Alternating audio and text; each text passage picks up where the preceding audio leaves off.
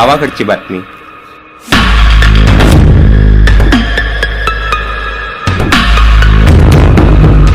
जिथे गाव तिथे आम्ही.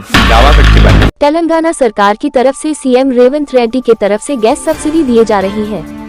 आदिलाबाद सुंदर नगर में अबन तहसीलदार यश श्रीनिवास और नगर सेविका संगीता बंजारे, राशन दिला मधुकर भगत और बाबू सिंह सभी उपस्थित थे. చెప్తున్నారంటే ప్రియమైన అక్క చెల్లెలకు నమస్కారం.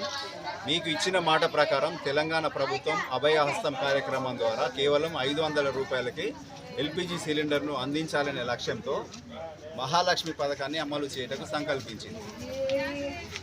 ఈ పథకం యొక్క లక్ష్యం మహిళా సాధికారిత, ముఖ్యంగా దారిద్ర్య రేఖకు దిగువన ఉన్న వారిపై ఆర్థిక భారం తగ్గించడం మరియు వారికి కాలుష్యరహిత వంట మాధ్యమాన్ని అందించడం. ప్రస్తుతం గ్యాస్ వినియోగదారులు ఎవరైతే క్రియాశీల గృహ ఎల్పిజి కనెక్షన్ కలిగి ఉండి తెలంగాణ రాష్ట్ర ఆహార భద్రత రేషన్ కార్డులో వారి పేర్లు ఉంటే మరియు ప్రజాపాలన కార్యక్రమంలో గ్యాస్ సబ్సిడీ ప్రయోజనం కోసం దరఖాస్తు చేసిన వారు మాత్రమే అర్హులు. మీరు ప్రజా పాలన దరఖాస్తులు చేసుకున్నారు కదా, అప్లికేషన్ ఇచ్చారు కదమ్మా, వాళ్ళు అర్హులు.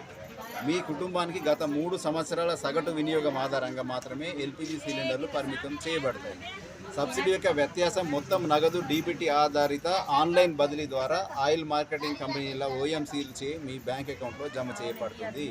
ఇప్పుడు ఈ అమ్మ 800కు సిలిండర్ తీసుకున్నారు అన్నారు కదా, మనకు ప్రభుత్వం 500 రూపాయలకే సిలిండర్ ఇస్తుంది కాబట్టి మిగతా 300 రూపాయలు ఆమె అకౌంట్లోకి రిటర్న్ వస్తాయి. అంటే ఇప్పుడు ఆమె ఎంత కొన్నట్టు సిలిండర్ 500కి గవర్నమెంట్ ఇచ్చింది.